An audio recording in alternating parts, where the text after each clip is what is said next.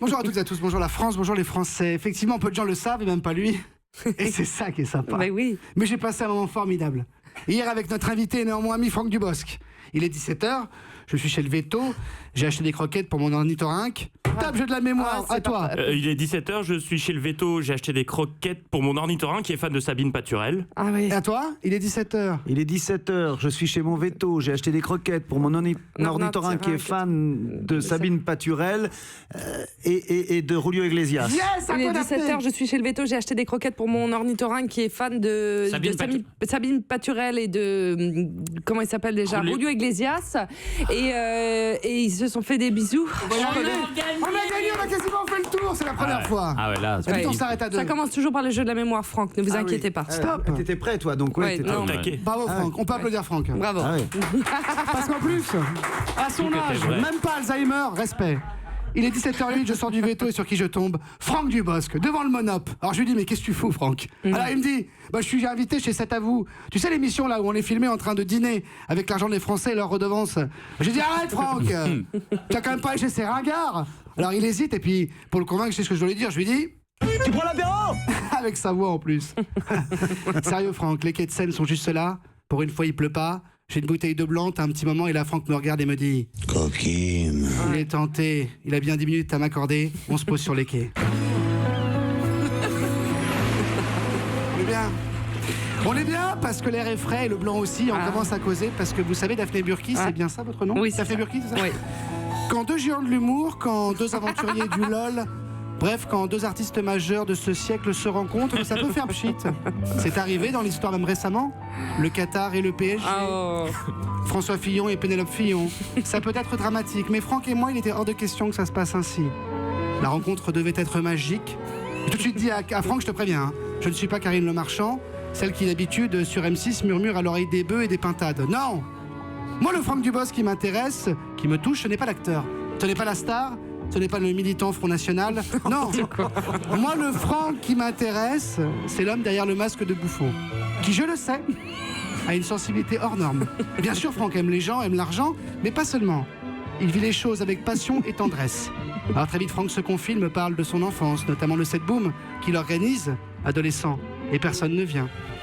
C'est arrivé aussi à Bertrand Chameroy pour ses 25 ans, pour ses 26 aussi, pour ses 28 également. Et ça arrivera probablement pour ses 30. Franck me raconte aussi ses premiers émois près de Rouen dans les années 80, quand il embrassait Valérie Lemercier. Oui, c'est vrai. À la même époque, à Paris, Ariel Wiesman, lui, galochait Arlette Chabot. C'est marrant, la vie, c'est surprenant, la vie, c'est beau, la dualité, le bon, le mauvais, le contre. Rien n'est écrit, tout se mélange. Et alors qu'on commence à être un peu ivre et que Franck me prend la main, bref, que la soirée commence, tout bascule. Derrière nous, une voix se pointe et hurle « Tiens, le beauf du camping et le beauf d'Europe 1 !» Dans nos faces. Bim! On se retourne et là devant nous un homme, la trentaine, en colère, un hater, un rageux. Et cette fois-ci un vrai, hein, en live.